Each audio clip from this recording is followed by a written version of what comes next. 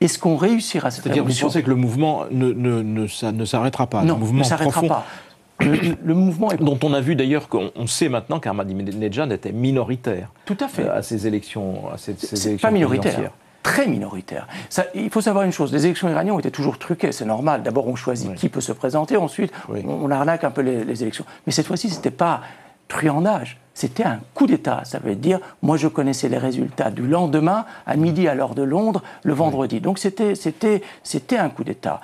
Mais ce qu'il faut encore une fois comprendre, c'est que si on n'est pas capable de renverser la dictature d'Ahmadinejad avant qu'Ahmadinejad mène le pays, la région vers la guerre, à ce moment-là, il y aura un coût astronomique à payer et ça sera partagé par l'ensemble de la planète. Si nous réussissons la révolution, on paiera nous-mêmes, le peuple iranien, le coût pour renverser cette dictature. Mais on a besoin du soutien du monde. Alors justement, sur le soutien, il y a débat.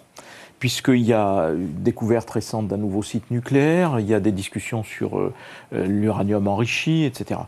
Il y a débat parce qu'au sein de la communauté internationale, les uns disent sanctions, et d'autres, ça a été d'ailleurs le cas de Bernard Kouchner, en contradiction d'ailleurs avec le président de la République, disant attention, les sanctions risquent de souder le pays autour de son pouvoir et donc d'affaiblir l'opposition. Alors, vous qui êtes un opposant, comment voyez-vous cette problématique des sanctions?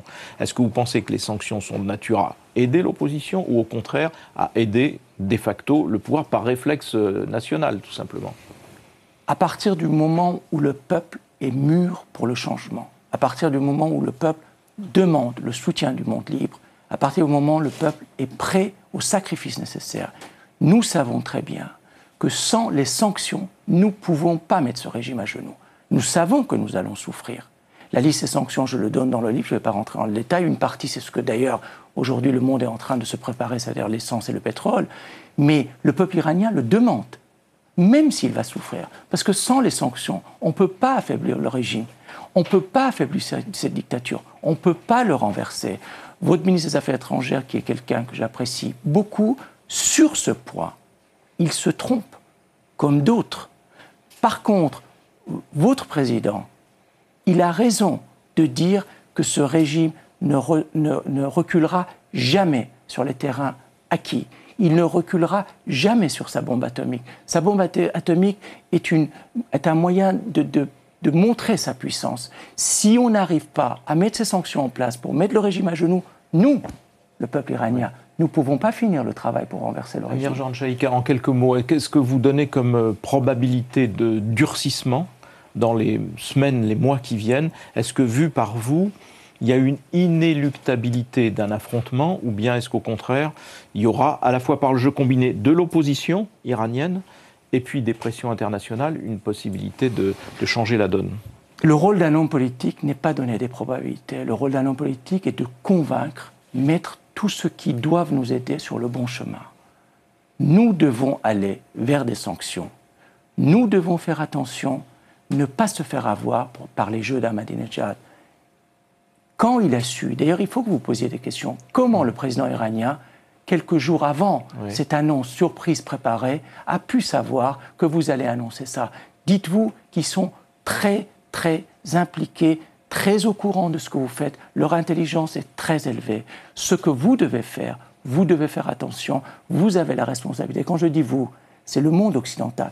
Ne pas faire les erreurs de vos grands-parents ou de vos arrière-grands-parents dans les accords de Munich. C'est pour ça que vous parlez d'Hitler, d'un Hitler iranien. Oui. Un de vos confrères m'a dit un jour, mais pourquoi vous le comparez à Hitler? Hitler a fait 20 millions de morts. Il n'a pas fait 20 millions de morts. Eh bien, votre responsabilité, c'est de ne pas laisser cet Hitler faire 20 millions de morts, de l'empêcher avant. Et vous devez savoir une chose, tout ce qui peut paraître à un moment de l'histoire impensable peut devenir une réalité.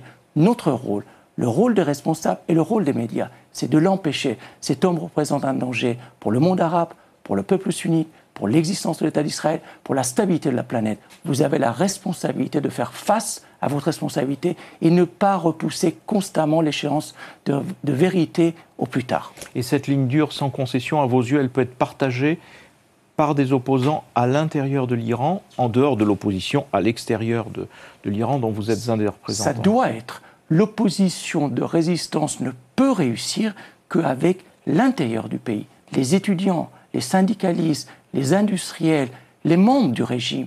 Sauf que je dis, dans l'appel que j'ai lancé la semaine dernière, je dis ceux qui ont aujourd'hui les manettes du pouvoir, il faut qu'ils restent tranquilles. Il ne faut pas qu'ils sortent du bois. Ils ont les manettes, ils ont les gardiens de la Révolution, ils ont l'armée peut-être aussi. On a besoin d'eux pour le moment venu. Aujourd'hui, le temps de faire de bruit, c'est fini. Il ne faut plus faire des manifestations. Il ne faut pas descendre des gens pour rien dans la rue. Il faut préparer le mouvement de résistance pour que quand on mettra ce régime à genoux, à ce moment-là, ressortir ces 3 millions de personnes dans la rue. Mais il faut faire maintenant un travail de fond. Et vous, les Occidentaux, vous devez jouer votre rôle. Mais n'oubliez pas une chose, sans la Russie, sans la Chine, rien ne marchera.